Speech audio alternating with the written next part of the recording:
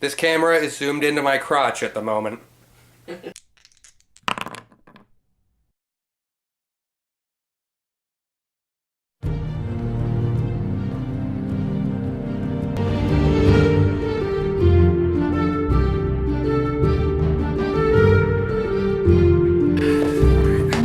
Before we begin, since we're not sponsored, let me just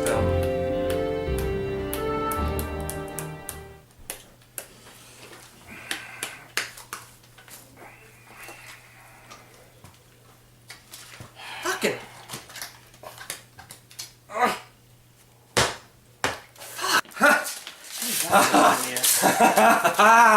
Oh, we're starting now? Oh, fuck my life. It's still just the bottom! Take it off like an old condom. Ah!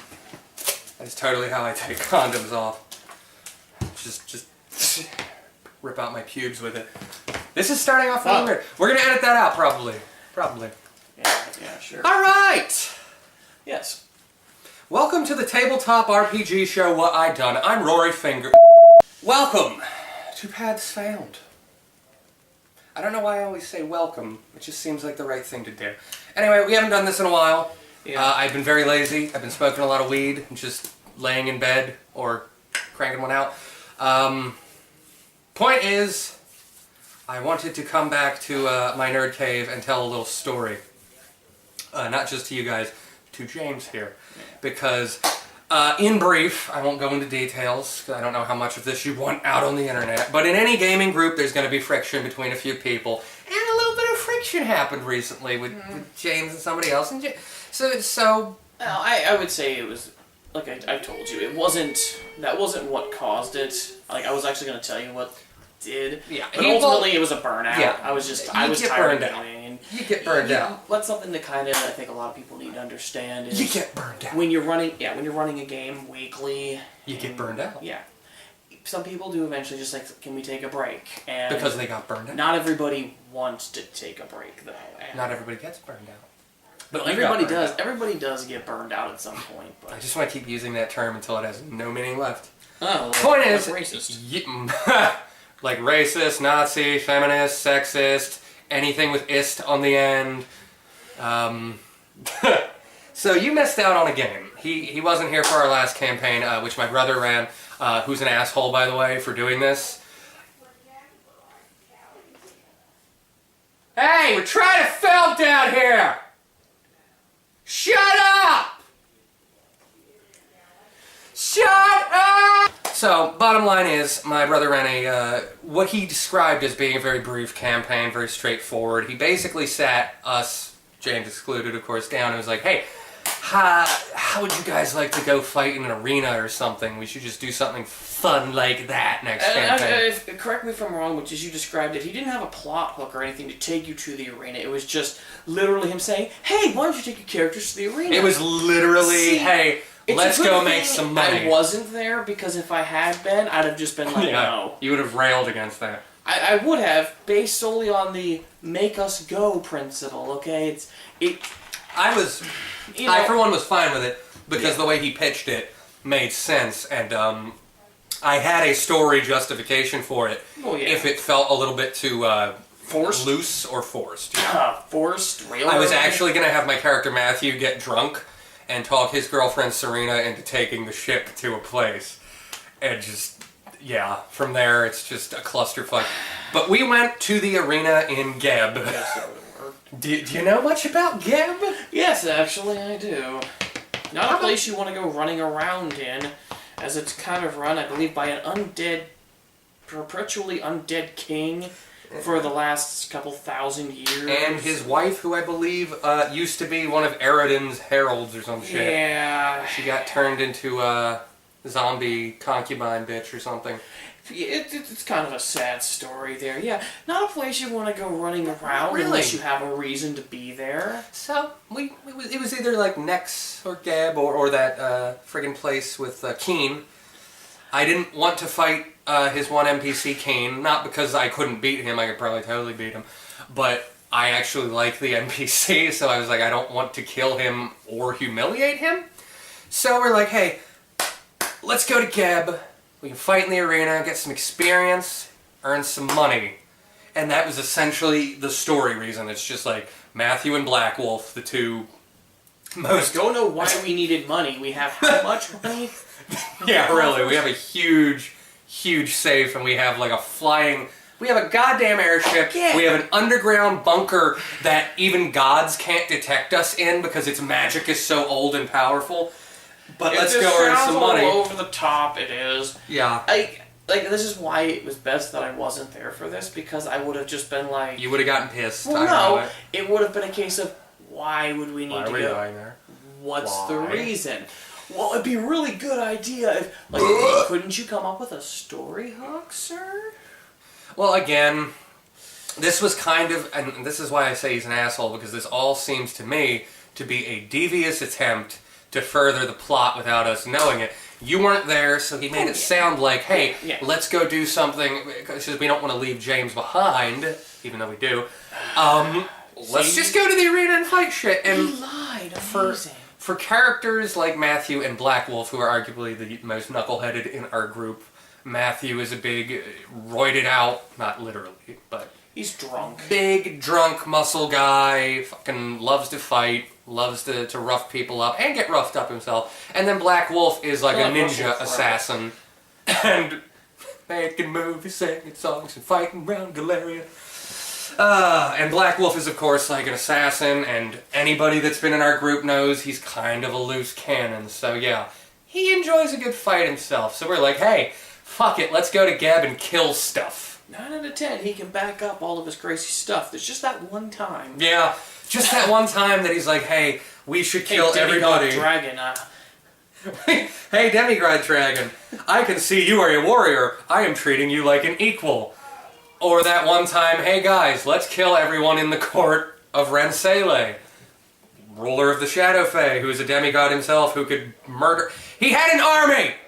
This guy was like, fuck it, let's fight an army. That's how much of a loose cannon he is. So of course he was down to go to Geb.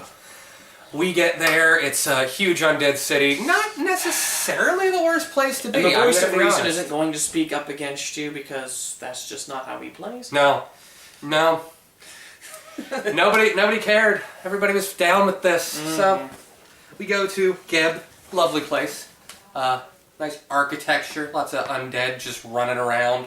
Literally like in that movie Fido, where they have like zombies with collars that can... They have stuff like that. It's all very normal there. So we go straight to the arena.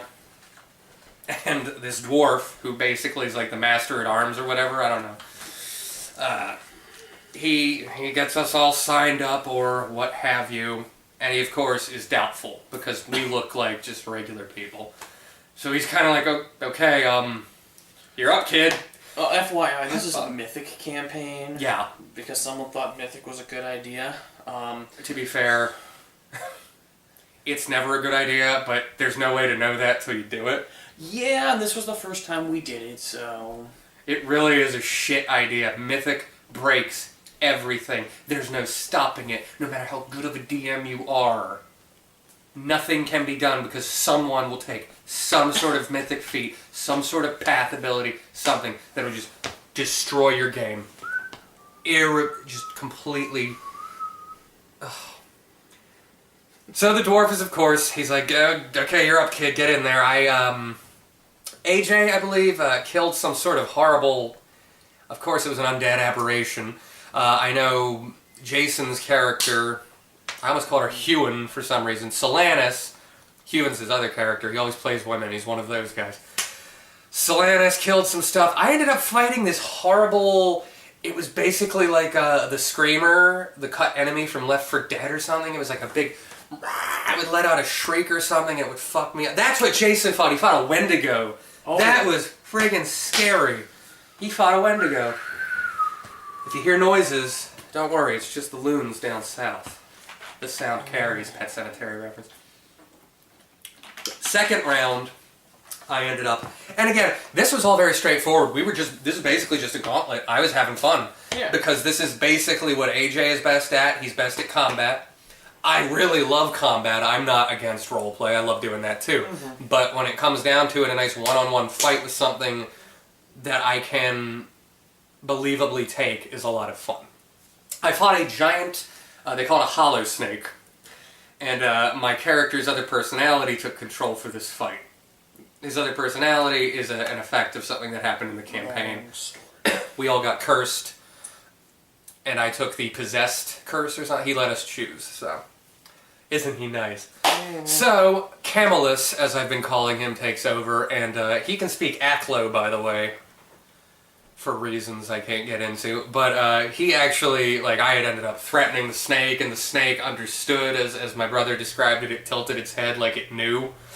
The whole fight ended horribly with me getting on its head and putting a fist down through its mouth, and then, like, drinking its blood. Because as a monk, I'm immune to poisons and disease, so I can do that. I'll probably get indigestion, but I'll be fine. So we're raking in dough, and we are just getting experience out the DM's ass. And then we see the undead, the deathless champion, I should say. The deathless champion is a horrible... Oh my god, it had like a big dragon tail, like one demon wing. It was a huge Frankenstein's monster of different things. Oh, generic. Very generic. I didn't want to fight that. And for in character, for Matthew to say, I don't want to fight that, that's a big deal. Because Matthew will basically fight anything with reckless abandon. Finally, oh god, one of the guards, not a guard, another competitor in the arena, when we went to the mess hall to take a break, there was just a guy sitting there. And all of a sudden, the guy's smiling at us. Very, very creepishly, and my brother just describes it. You don't know the guy, but you recognize the smile.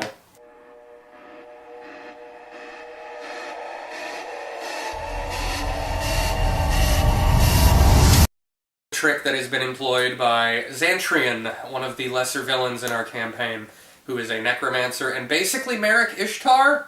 He can just mindfuck people from long ways away and control them. Although, narratively, he's basically mid-boss. Yeah. So all of a sudden it's just like, well, Yukimoto, we meet again! No.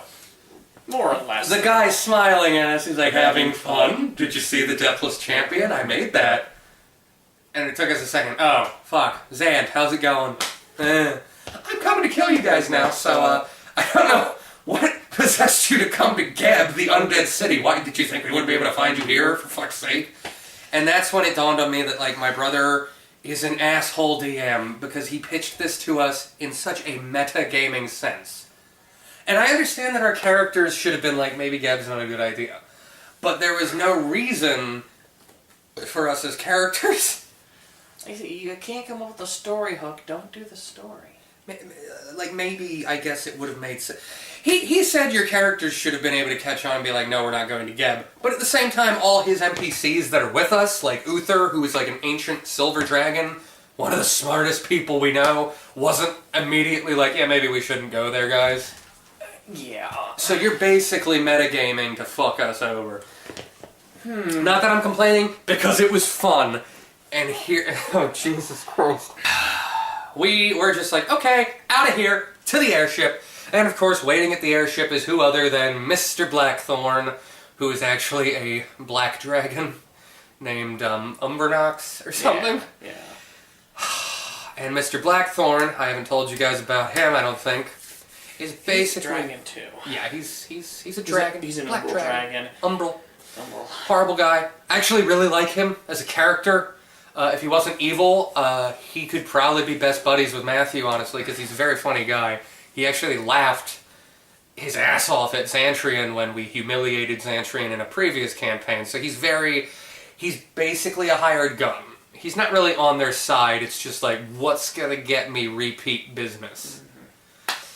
And he says something very typical of the humorous kind of villain. He's got some charisma, so he's like, I'm gonna miss you guys when you're gone. It's a real shame. And then my brother describes the most horrific thing ever. Like, these two dragon hands come out of his mouth and, like, tear his form open. And the reason I don't like the fact that he was in it is because all that happened is Uther turned into a silver dragon, and then they fought. And we didn't see anything happen.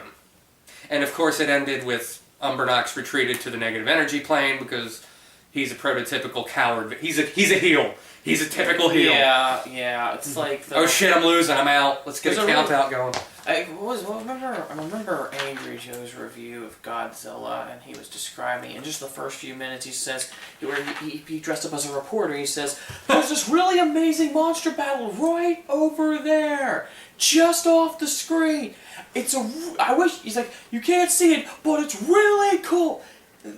That's what this sounds like to me. Yeah. Like, from time to time, he'd describe, you see, like, the storm clouds, one of them comes out, you see, like, a breath weapon come out, and then they go back up in the cloud. So, it was basically, we're just spectators. But that's fine. That's fine. You guys had something to do. Because it was, I guess, generally, that was so that we couldn't have Uther help us in our fight. Well, yeah. Which, I guess, if you were smart, you wouldn't have introduced a character that is basically a Deus Ex Machina. He's a dragon. We have a silver dragon on our side. Come on, we're untouchable. So many NPCs. But we get on our airship, we tear ass out of there, we immediately go into the sky because we know Xantrian has a fucking kraken, a zombie kraken no less, so it's even worse than the one in Pirates of the Caribbean. Yes. And then Xantrian's bone ship, which before could not fly, now can. sprouts dragon wings and starts flying after us, and at this point I'm just like, I want that shit. Then of course about a dozen vampires turn into bats fly onto our ship and engage us. All the while Xantrian and some other dickhead wizard are over on the ship every now and then just going, hey guys, make a save. Fuck! Poor Black Wolf got cacked right away. I mean, not permanently, but Xantrian was just like, finger poke of doom. And Black Wolf failed his save, he was put into negative hit points.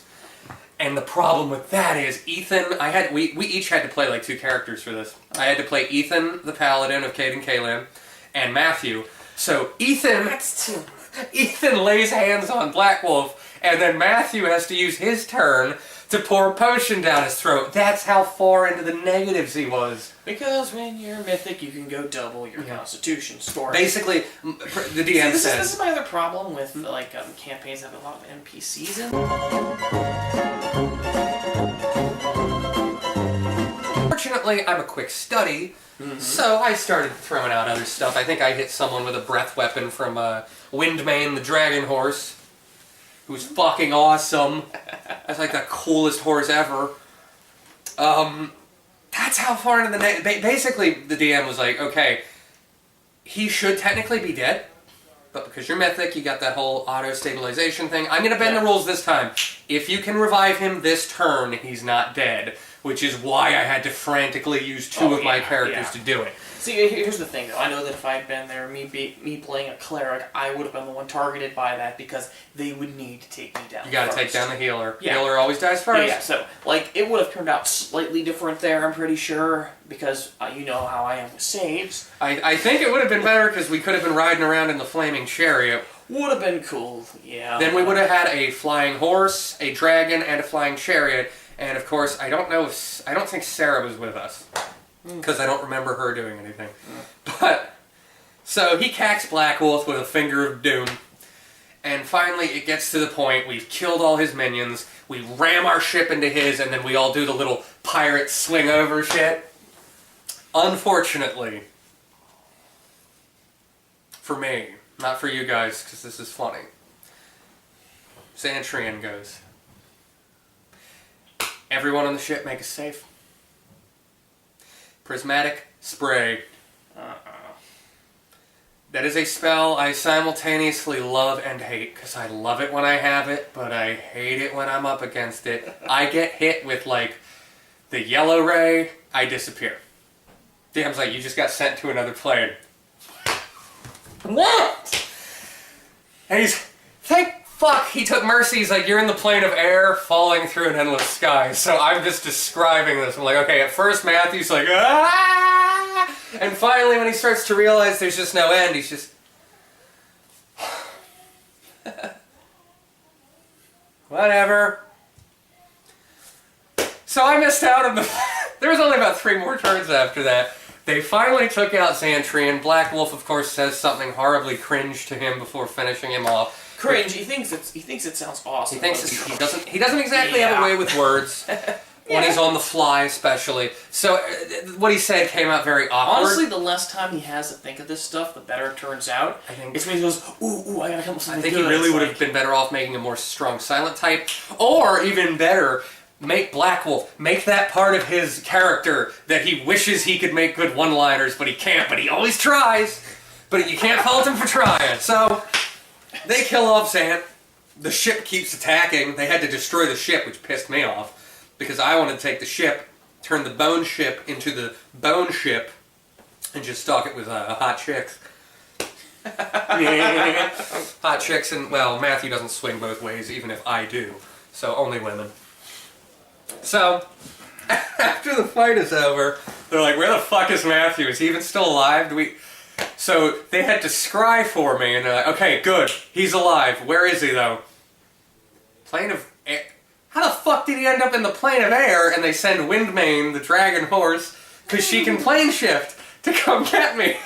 So, it's like Matthew's just falling endlessly. All of a sudden he hears like, what? Windmane! Yay! Because he loves that horse, by the way. Even in character, Matthew, when we first got introduced to Windmane, Matthew was like, oh, can I ride her, please? Because he's chaotic good, and he's a follower of Caden Kalian, who gifted Windmane to Ethan the Paladin. We like to say that Windmane has a beer bottle cutie mark on the bow. Yes! My Little Pony. She got like a big tankard with foam on top. More like My Little Clydesdale. My drunken pony. So yeah, like the first time he got to take a ride on Windmane, she just like zipped all over the place. It was like a roller coaster. She was firing off her breath weapon, and he was just like, "This is the best horse ever. I love you, Windmane. You're my best friend." So yeah, he has a bond with the animal now too. So I will say I definitely think that, like, again, I can't believe that happened to me. As much as he was trumped up to be the strategist, I don't feel like that was the best strategy. No, everything he did was very rudimentary, very straightforward. Just, hey, I'm going to come kill you now.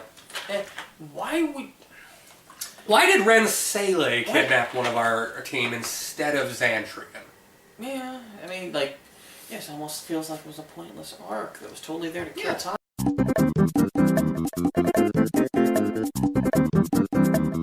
Here's my, I guess, the zombie Kraken.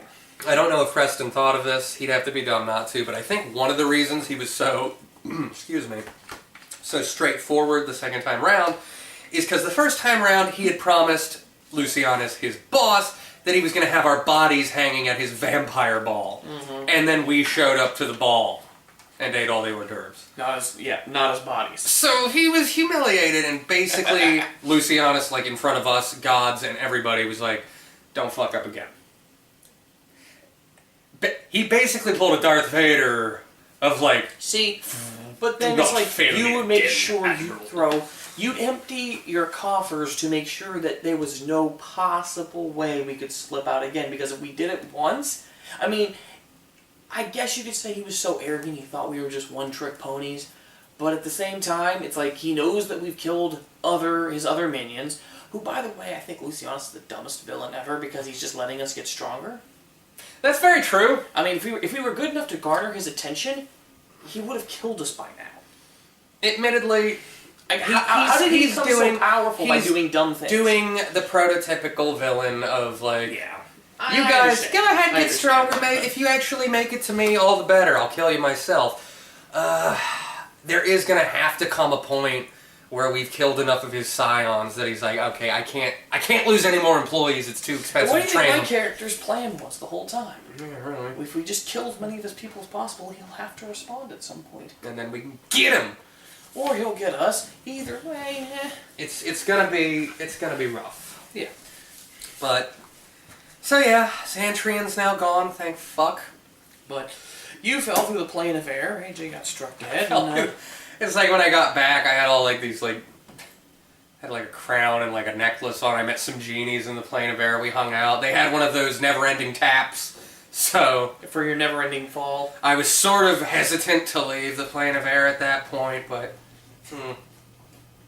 I'll go back one day.